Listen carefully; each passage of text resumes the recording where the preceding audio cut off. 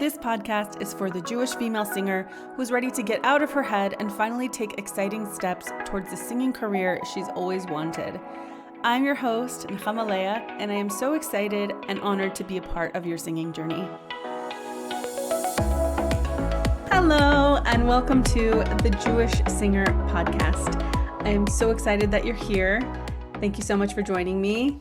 I am unnecessarily excited to do this episode with you because I feel like this is a misconception that's been floating around for a really long time, and it's a good thing to clear out. So today we're going to be talking about classical versus contemporary singing. So I was having a conversation with someone over Instagram, and she mentioned that she thinks that classically trained singers have a better understanding of their own voices and just how to use and manipulate their voices. And I thought that was so interesting. And honestly, we didn't dive too deep into the conversation as to why she thought that, but obviously that was her personal experience. And also, somebody else a few weeks ago on Instagram asked me, she reached out to me, I had never really spoken to her before, and she asked me about my experience with classical versus contemporary music because she has a voice teacher who was really trying to dissuade her from learning contemporary music or contemporary ways of singing, and was advocating that classical singing was superior to other styles and techniques. And so I just thought that it's really important if you guys are hearing things about this through other voice teachers or just like from friends, and this stereotype is still kind of going around, I think it's really important to talk about it. Okay, so the first thing I want to say is if you have a voice teacher that does not let you study a particular style or learn particular techniques and songs that you want to learn, run. Okay, run from them. This is not a teacher that has your best interest at heart. Okay, and I can say that with confidence because by now in the voice teacher world, I think we're far enough along that most people are realizing that crossover singing is awesome and crossover singing is valuable. And someone who just doesn't want you to study some other kind of style is just probably not equipped to teach it to you. And they're holding on to some kind of like, well, this is better. It's not better. Okay. Oh, I just totally ruined my thesis statement. I was going to get there eventually. So maybe you don't need to listen to the rest of the podcast. Just kidding. So that's the first thing. I just want to make sure that you are comfortable and safe with someone who is going to listen to you, because at the end of the day, you're the boss. You're the boss of your voice. You're the boss of what you're studying and what you're singing. And so that's it. A teacher who tells you that one technique is superior to any other is wrong. That's it. It's wrong. And every singer has to find their own style and their own niche and their own teacher that's right for them. And just because someone is a great teacher, like maybe they have a particular niche and they're great at that, that doesn't mean they'll be the best teacher for you even. There's a lot of trust involved, etc., etc. That's actually for another episode. So anyway, these conversations that I've been having have prompted me to want to set the record straight and speak a little about the differences between classical training and contemporary singing training. So if you don't already know, I have a Bachelor of Music degree in vocal performance, and I studied classical voice, opera in particular, when I was at college. At college makes me sound British or something, huh? I also grew up doing musical theater from when I was very young. After college, I went back into musical theater, was doing community theater and then some professional theater work. And I was also a singer at a church. Don't worry, I wasn't Jewish yet. We sang a lot of folk and jazz styles. I was the backup singer for a little bit in an Afro funk band, and I was had these shaker things and was doing the whole thing. It was so fun. I've sung a lot as a choral singer. So yeah, I've experienced the gamut. I've run the whole, is that the word? I've experienced a whole array of styles of music. And about 4 years ago, I started a voice teacher certification program, which really deals heavily with like CCM, with contemporary music training. And so I have studied extensively in both realms. Okay, so just to give you an idea of my authority to speak on such matters. Okay, so we're just gonna work with two umbrellas today. I'm gonna call it classical music and I'm gonna call it contemporary music, which will lump in and under that second umbrella pop, musical theater, jazz, and other modern styles, even though I know that each of those subcategories might have their own nuances of technique and also some overlap with classical singing. So first I wanted to just define what I mean with each category. What are they in case you're not so familiar? Classical technique is head voice dominant. You're going to want to be singing a lot in head voice. When I was studying opera, my teachers would basically say that it's forbidden to sing in full chest voice, even when there would be times when we would be coming down into low parts of the range. It would still be expected that we would have that sort of heady covered sound down there. Yeah, it was just expected that the head voice sound would dominate. That was the reality. That's the style, that's the aesthetic. And the classical sound is also more what I'll call breath heavy. What I mean by that is that the singers usually tank up more air. So we're really concerned with like movement of the rib cage and opening and getting a lot of air into the lungs and using a lot more air in the sound, okay? Because they want that sort of spinny, full sound with lots of vibrato and volume also, right? Because in classical singing and opera in particular, they are singing to large halls. I mean, the halls are made for acoustically for this, but they're having to get, to the back of the hall with their voice. They need a lot of volume. Classical singing can also be described as having like a darker sound to it. Okay, so you're thinking like, oh, right? And it's like everything's a little bit here. Okay. Here's your little concert for the day. Okay, so that's classical. Hope that was like a very short snippet of how to describe that. And then the next umbrella, contemporary singing, as we'll call it, requires full access to chest voice and also uses head voice. And I would argue has a broader variety of sounds in it. So you're gonna hear maybe a more covered tone like you would in classical, that particularly in jazz music, I think. And you'll hear super bright and brassy timbres, in pop and musical theater, that kind of thing.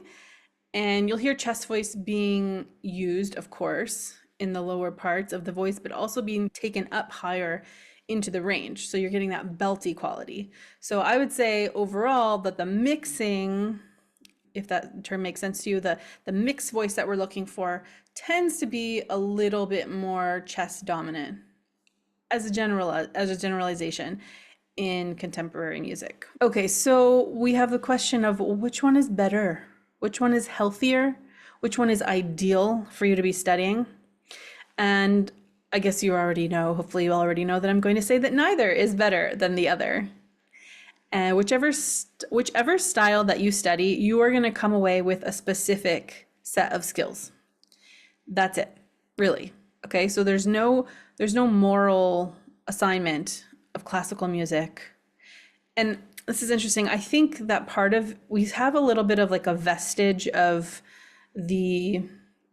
I want to call it like elitism of classical Western music that's just kind of like hung on. And so there are still teachers, particularly in academia, who view classical music and operatic singing as superior just because that was the vibe of the times back then when classical music was really in its heyday. We're talking about hundreds of years ago. And those classical singers were very highly trained and they studied really hard. And so there's this attitude that classical music is better for that reason. And it's not true. And so many singers today are just as well trained and just as proficient having gone the other route, having gone, musical theater route, for instance. Think about all the singers on Broadway. Some of them probably have never had any classical training.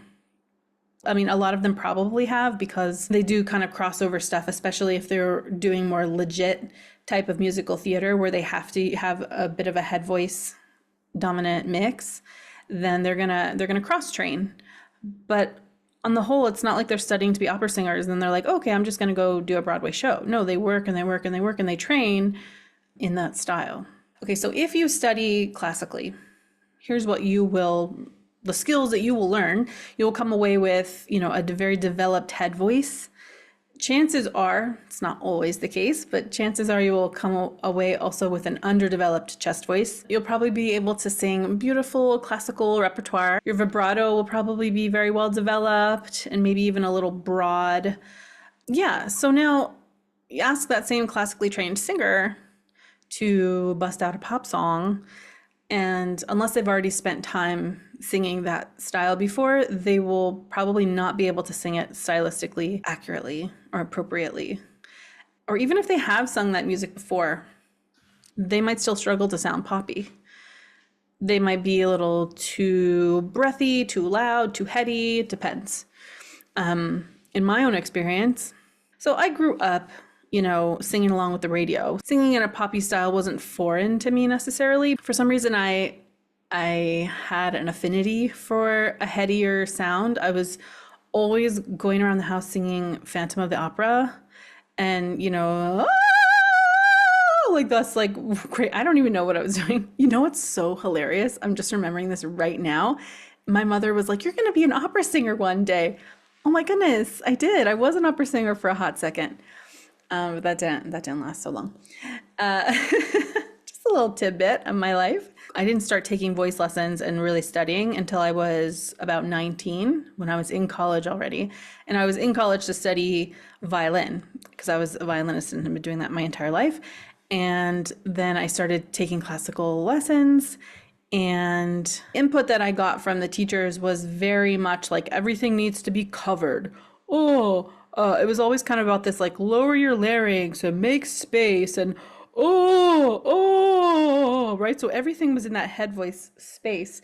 And I came to singing with a bit of tension. I won't say a bit. I came to singing with a lot of tension.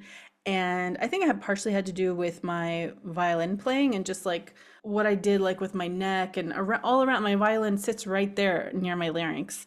And I tended to grab and hold and stuff like that. So I brought that. I associated making sound with that tension on the violin, and I brought it with me to the singing, even though it was a different instrument entirely.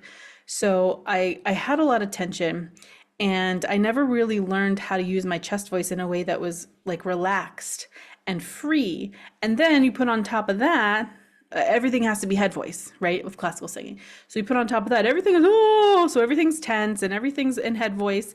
And then I want to go to sing, something like musical theater or something like pop music, and I'm just not set up for it, I did okay with what, was naturally there, what I grew up, singing along with the radio and everything, but it wasn't a balanced sound. It wasn't comfortable. It wasn't relaxed. It wasn't free. Okay, and so I've only just done like the tikkun and all of that like in the past 4 or 5 years, and learned how to use my voice in a more balanced way all across my range.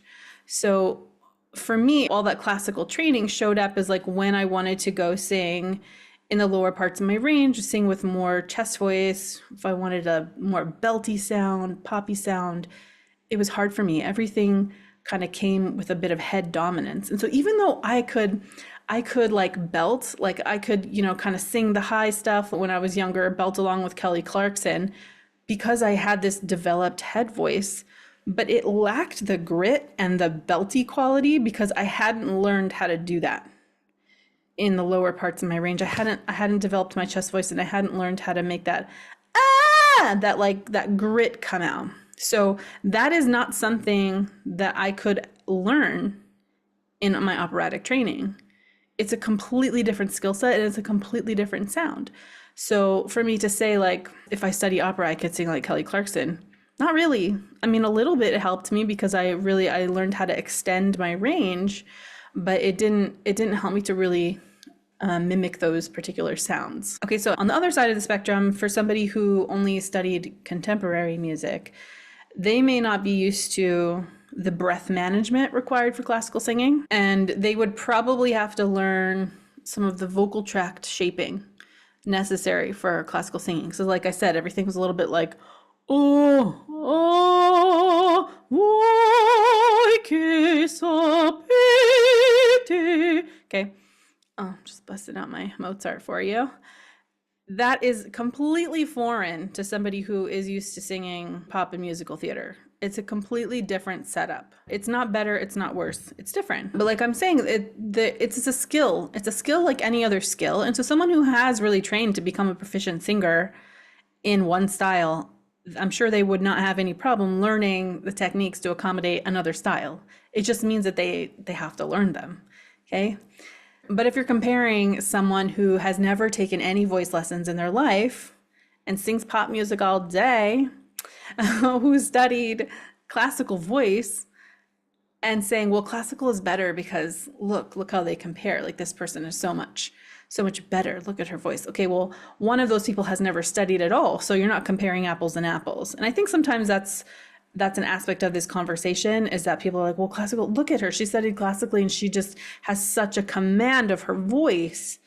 And this person over here, she's just, whatever. And it's like, well, that person didn't really study anything. So what are you comparing, I'm just using that as an example. I don't have any particular people in mind when I'm saying that. Also, it's really important to take into account that each singer is so different and their vocal needs are different. For someone who struggles with a lot of weightiness in their voice, meaning someone who wants to bring up that chest voice really high, then studying classical technique might be super great for them because they'll be forced out of that and into head voice. And then slowly they can bring back to center some of that balance. Conversely, someone with a light chest voice, which if you have no idea of these terms that I'm throwing out, go back to episode, I think 7 about vocal balance, and I break down all of this. So somebody with a lightness in their chest voice, so not enough thickness and probably not enough vocal cord closure, will not only need to address that before they can sing pop music successfully, but they might also struggle with classical singing because operatic singing still requires, for sure, vocal cord closure and some degree of cord thickness. Okay, so if you can hear this sometimes, like in classically trained singers, they sound like princess fairies, but sometimes they're lacking like a little bit of more depth and closure of the sound. So if we're getting like, okay, that's a nice soprano-y sound, but I'm not singing on my full chord. Okay, so if I were to do, okay, I finally got there to a bit of a thicker chord. Okay, so if I'm not able to do that, I'm only ever going to be able to sing that light, princessy, whatever. And sometimes operatic music, really, you need more beef behind the sound. So it's not just floaty, heady voice in classical singing either. So you get the sense already that they really complement each other. And that's why I'm a huge fan of crossover singing. And so if you get the opportunity to sing some classical stuff that you've never sang before, like, why not? Try it out. Like, if that floats your boat, do it. And vice versa, if you are a classical singer but you love you some pop music, why not? Why not train in some of those sounds? So you see, there's not a one size fits all when it comes to what's best for a voice. And furthermore, there is no such thing as classical singing being healthier. Okay, I really want to drive that home. There is no such thing as classical being healthier. There's no such thing as belting being unhealthy. There is balanced, sustainable singing. And then there's singing that's not that, and that needs work in any genre. Okay, so I also want to be clear that I'm not here to call anyone out on their opinions about which styles are better to sing, but I do think it's important to get rid of the misconception that one is inherently better than the other, or that sets you up to be better prepared to sing all genres, because at the end of the day, it's not true. And every singer comes with their own affinities for certain styles that have developed over time. And my guess is that the person that said this already has a very well-versed chest voice and can do all of that. And that working on the head voice classical singing made her, it just opened up the possibilities in her voice for her. And so for her, it rings true that studying classical music means that she has all of these sounds and capabilities available to her. And I think that's amazing. And that's so true. But that could not be somebody else's experience. And really, I'm not talking about her and what she said. It was the impetus for me to talk about what I know is a topic that's out there in the singing world right now. And so I want you to know that you don't need to study classical music in order to be a good pop singer or, a good Jewish music singer. And you don't need to study pop to sing opera. Okay. Will it make you a more well-rounded singer? 100%. Sure, why not? I am so grateful for my classical training, even though I don't really sing that style anymore. And since learning technique in other styles, I feel so much more grounded and capable of singing the things that I want to sing. And so at the end of the day, that's what you have to go off of. What do you like to sing? And then study that with a skilled teacher. And don't let anyone, going back to the beginning, don't let anyone tell you that the direction that you want to go is the wrong direction. You are the boss of you. You are the boss of your voice. Gonna say it again. And the important thing is that you find a teacher and develop a trust with the teacher who can help you to sing the way that you want to sing. That's really the key. Whew, okay. That was a doozy. I hope that was helpful for you. And if that resonated for you, or if you have any questions, please come find me on Instagram at Nechamalea Music. And I'll also leave my email in the show notes below. I would really, really love to hear your feedback about how you are liking these episodes so far. And if you're loving the show, can you do me a solid and rate the podcast on the platform that you're using, Spotify or Apple, wherever you're listening? I really, really appreciate it. Thank you so much for listening. Have a beautiful rest of your day. Happy singing.